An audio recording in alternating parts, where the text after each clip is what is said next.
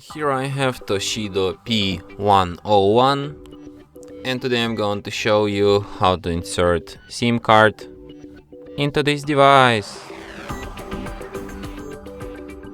So you'll firstly have to take your tablet, and here at this edge you can find this kind of slot or something, so you just can kinda hatch it with your fingernails, open it, and here you have like this special SD card slot here. So you put it like this. No, you put it like this, I guess. Yeah, then you slightly press it. Okay, wrong way. So you put it like this, slightly press it, so you can fix the card hit there, and now it's in.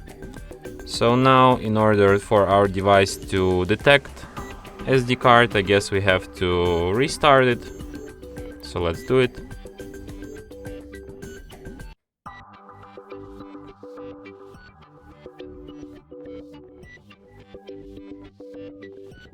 So to demonstrate you that SD card is detected, we go to some kind of like this, some files application or something. No, we go to settings, then we go to storage section, and now here you can find SD card, which is the proof that SD card is detected.